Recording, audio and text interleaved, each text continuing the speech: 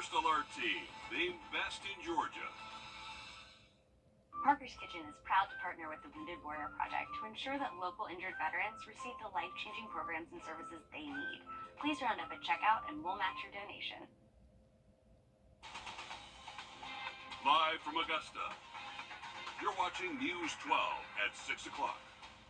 First tonight, investigators say a North Augusta high school teacher faces 5 counts of sexual exploiting minors. This comes after they got a tip from the National Center for Missing and Exploited Children cyber tip line. Investigators say that led them to the teacher's home. Hallie Turner has been digging into Wilson's past.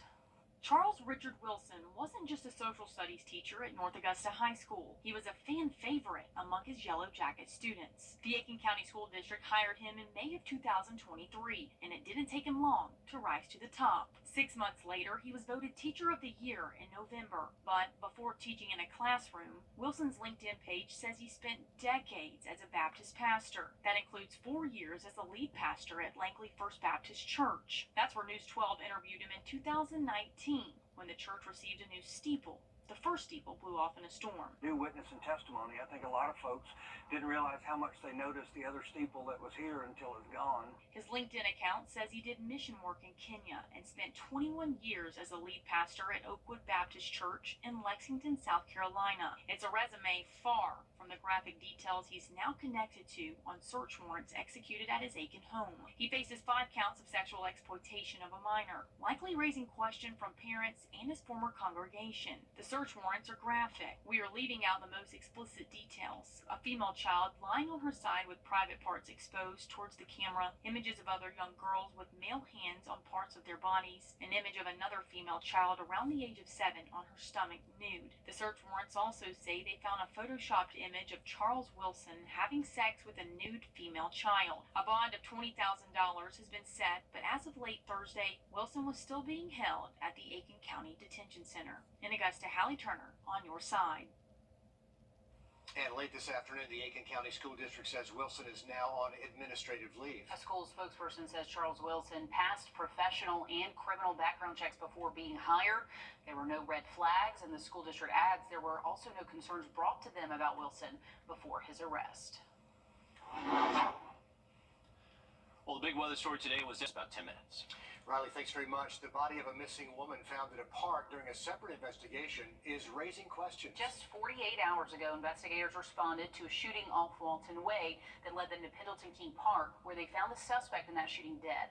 They found them at the park where the missing woman was. So what is the timeline of events leading up to these discoveries? Sydney Hood joins us live from the newsroom to break down what we know about these 2 separate cases. Right, there is no indication whether the cases are related. Now, the park is back open today after it closed briefly Tuesday.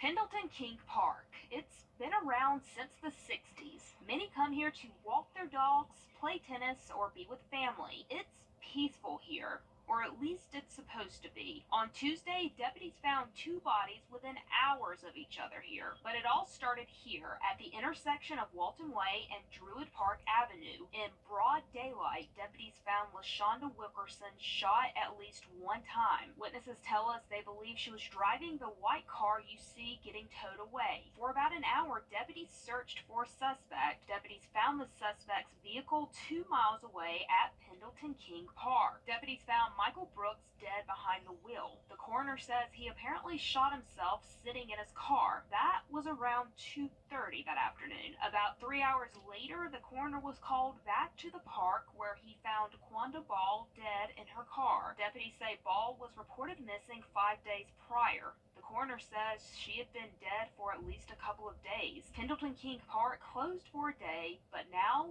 the gates are back open. And right now, autopsies are being performed for Wilkerson, Brooks, and Ball. Okay, thanks for breaking that down for us, Sydney. Tonight we're learning more about the impact Ball had in Augusta, an everyday hero, a mentor, a coach, and much more. Meredith Anderson joining us live in the studio to reflect on the positive impact Quanda Ball had on Augusta. Quanda Ball was a nurse dedicating her life to taking care of others, but the same could be said for her career as a basketball coach, too.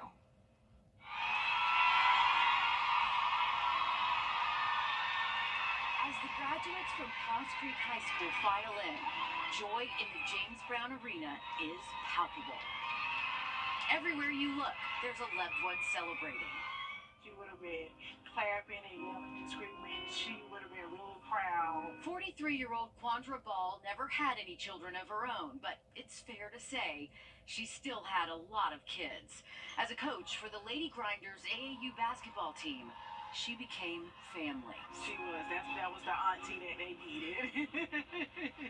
Just ask Michaela Bogans, who started playing for Coach Q in the 6th grade. Yes, ma'am. I know she's smiling right now. Bogans will be playing Division I basketball next year at Morgan State. She helped lead Cross Creek to 4 region titles and the Lady Razorbacks' first ever state championship. Coach Q, she meant a lot to me. She was amazing. She told me I could do anything that I put my mind to. She was an inspiration to me. I looked up to her. Ball was quite the baller herself, playing D1 ball for William and Mary. She also helped Richmond Academy become the first Augusta team to ever win a state championship. She's really a good person, a nice person, a good coach, a great coach. Who coached her girls both on and off the court. I had a game where I don't walk out the gym, but she followed me out there and told me to go ahead and tighten up. She was like, you gotta do it for your team. You can't just think about yourself no more. And on this day of celebration, it's also a day to reflect on how each graduate got to this point. And for the young ladies she mentored, that means celebrating Coach Q, too. There's a song that we would sing at our church, and it's called May the Work That I've Done Speak for Me. And I hope that the work that Quandra has done and our community, especially with our girls, continues to live on.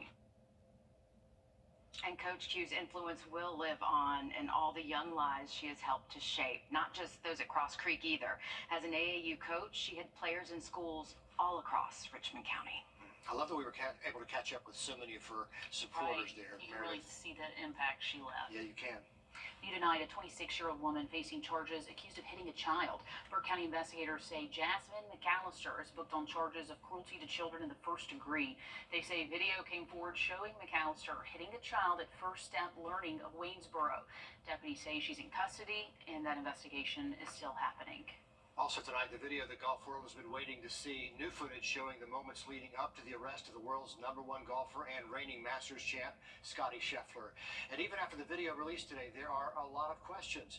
Will Rio live in the studio. And Will, what's the latest on this case? Well, newly released video by the Louisville Police Department is shedding light on an incident that happened in the dark of the morning. A handful of golfers, including Will Zalatoris and Harris English, and even the Louisville mayor calling the scene outside of Valhalla Golf Club chaotic. Last Friday at the PGA Championship, 2-time Masters champion and world #1 golfer Scotty Scheffler was handcuffed and put in the back of a cop car. The social media world in a frenzy trying to understand what exactly happened. We now have a better understanding. These are the only 2 camera angles we have of Scotty Scheffler's arrest. That's because the officer failed to turn his body camera on, which is against the department's policy, according to LMPD. On a new report released by the department, traffic was backed up after a shuttle bus struck and killed a volunteer outside of Gate 1 at the golf club. Detective Brian Gillis was assisting with traffic control at 6:02. You can see Scotty Scheffler's car enter the frame at the top left corner of your screen as he tries to enter the golf club. An officer is seen chasing after the car and then also reaching into the vehicle at the same time. Several other officers then show up to help put Scheffler into cuffs. That's when we see him being escorted to a patrol vehicle. Detective Gillis's initial report stated that Scheffler was driving in the opposite lane trying to get around a bus that was stopped out front. That bus was not a part of the accident scene. Gillis says that he was dragged or knocked down, but we're not sure where or if that happened in any of the videos. The mayor and police chief both spoke about the status of that case. We respect the judicial process, and we will allow the courts to proceed accordingly. We understand there are a lot of questions. We are going to respect the legal process, and I'm very hopeful that on June 3rd, the next step in the legal process, that all parties are in a position to move forward. And it surely sounds like this case is not going to be resolved immediately like many people had hoped. Right now, Scotty is playing in the Charles Schwab Challenge in Fort Worth, Texas right now. He's set to return to Louisville on June 3rd to be arraigned on his 4 charges, including second-degree felony assault of a police officer. Thanks for the update, Will, on a chaotic morning there in Kentucky. And don't forget, on another note, tonight is the last public meeting talking about that 1% sales tax for Aiken County schools. That's the tax that helps fund reconstruction projects, some major renovations for the district that will be up for renewal. The vote will in November. All this meeting happening now at South Aiken High School. We're going to have an in-depth breakdown of this tax on the website. You can read more about it on WRDW.com. Well, we stay dry again today and saw some summer-like heat. That will continue tomorrow, but we are bringing back some storm chances. Have a look at the severe weather risk just after the break. Time and temp, brought to you by your First Alert weather team. This is not you. Our Monday does trend in the dry direction, but it's going to be the afternoon. Cold front is going to be showing up, and that could kick up a few more storms. High temps do stay just a little bit above average. Once we get past that stormy front Monday, we are expecting drier weather Tuesday through Thursday next week, and temperatures will drop off just a tad. Riley, thanks a lot. Still to come here after 13 years. It is a career change for my good buddy, Laura Warren. Not a goodbye, but see you later, right after the break. First Alert Radar, powered by Jim Hudson Automotive Group. All right, what do we got? Looks like 64 yards to the pin. About 64 mile per hour winds. Dude, there's no wind. Hand me my 64-degree wedge. What's it with you and 64? Are you 64? .com Has a life-changing everything you deserve. Hey, Brett, I think we need a jingle. What do you have in mind? I don't know yet. Well, if you're thinking something, come knock on my door. Come and knock on my door. If you're 64. Well, you might have seen it on social media, but we haven't said a lot about this on the air until today. This is my co-anchor's last day on the air. 13 years working for this television station. We could not let Laura go without saying, great job, and just a quick look back, if you don't mind. As a broadcast news major at UGA, there was never a question about Laura's career.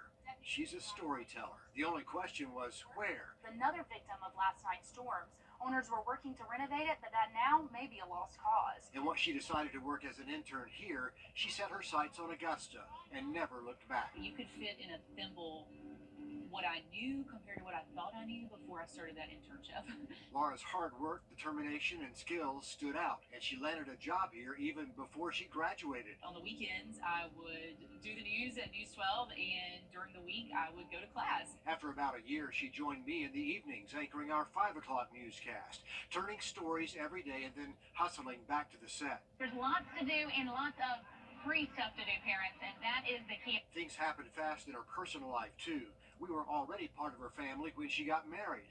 And it wasn't very long until Laura was sitting next to me at 6 and 11, turning stories for our newly formed I-Team. Our I-Team found hundreds of violations, in some cases more than a decade of documented problems for some of Augusta's biggest nuisance properties. More than 1,000 miles away from Wichita, Kansas, this is where the plot really thickens down this dirt road. And we were there as her family grew. First a son, then a daughter, balancing all of that with a very demanding career and making it all look easy. Along with the daily newscast, there were the parades. I hope they're passing out sunscreen because it is probably the warmest Christmas parade I think I've ever been a part of. Telethons for the Children's Hospital. Give up a Diet Coke or a Coca-Cola a day for these kids. And of course, the Masters. This year, a lot of patrons were just so thankful to be able to see Arnold Palmer out there today. Laura's one of those journalists always looking for solutions, and if there's something she can do to make things better, she will. That's how the Augusta Duck Dash was born, raising money to make sure kids have a safe place to sleep. This whole thing came out of a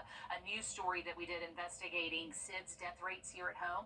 And so we were finding that too many babies were dying because they didn't have a safe place to sleep. It's been quite a ride. Total destruction. So I want to step out of the way here just so you can see over my shoulder. She's reported from the highest highs. I'm wondering what I got myself into at this point.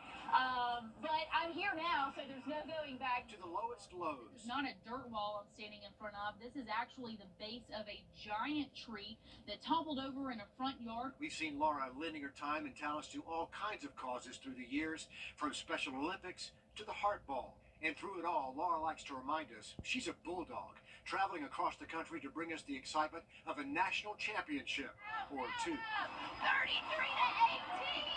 And the good news for all of us is we really don't have to say goodbye. Laura and her husband Austin have decided to raise their kids right here. And that really is the best news of all. Tell us about what's next for Laura Warren. So wanted a little more flexibility with my time. I was starting to miss after school activities, T-ball games, and gymnastics. So I signed on with Mavon to be a realtor. I'm a real estate agent in Georgia and South Carolina. So I'm really hoping that I won't miss that connection with viewers. That's the part I've just come to love the most. So I'm hoping, I've been in their living rooms for years, and now maybe I can sell them their next living room. So I'm hoping it all works out. Nobody knows the area better, and we are so happy for you. We're going to miss you every day and every night, but we could not be happier. When you make a decision for family, it's the right I way know, to go. so bittersweet, but keeping them at the top of it has kept it all in perspective. So I know it's just seeing all the stories you've covered, all the events that you've hosted, organized to help out this community. I know you've had a huge impact. I'm glad you're staying here locally. I'm going to miss you at work, though. no, I'm going to miss you. We did have a few people who wanted to be a part of this. Oh, This yeah? you might not know I about. do It's not, hard you to know, surprise it is Laura Warren. very difficult. My husband can tell you Stay that. on this live show. Speaking of your husband and your kids, they're actually with us right now. Here we go. There we go. Allie, thank you for bringing them in. Thank you. Look at this. Flowers Oh my to goodness, go. did you pick those out? Yes. Thank you. Very nice. That was very brave of you. Thank you. It's a great moment. How about that? Oh, thanks, So this guys. is what keeps Laura busy Yes. away from the station, and Yes. it really is tough when you're trying to be a news anchor at 6 and 11 and trying to do this with your spare time. It is not easy. I'm sure she's up early. I know she's up late, Austin, Yeah. but we could Austin not be always happier. gets up with the kids and gets breakfast started and stuff for me, and then I kind of swoop in around 7:30. What? You want to get? She has her own thoughts. She's her own girl, right? Yeah. That's the way it is. But I am excited. I'm excited for the next chapter. It was really hard to make the decision, but I feel at peace. I'm ready. Well, we've said this all afternoon. Laura has helped mentor a whole generation of young journalists who've come through here, and I'm not going to let my throat close up on yet. She has mentored a whole generation, and these people are now working in markets all over the country. That feels good. It does. And someone were texting me today, and you just forget exactly how many people, come through here and make a mark on your life. And I think that's probably the most rewarding part of it all is knowing that there are journalists all over the country that we've had the chance to work with and give them their first start. Journalism is so important. I'm always going to be the biggest cheerleader for local journalism. So, I love everyone. I don't know. I'm so sad. It's going to be so weird waking up tomorrow and not, planning my day, driving into work. I know it's going to be different starting tomorrow for a lot of us, but we could not be happier. John Michael, for the whole family in Austin, good to see you in person. I hear all about you all the time. Honestly, goodness, I do. Glad y'all could finally join us for it. I have a producer in my ears. Are we going to get to weather? Do we have time?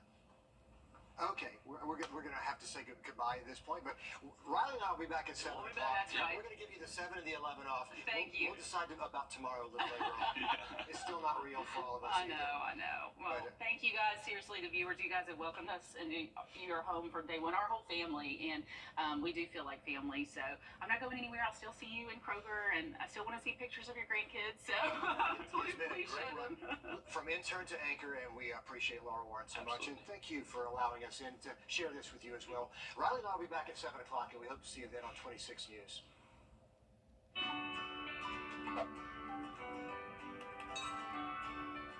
We're starting a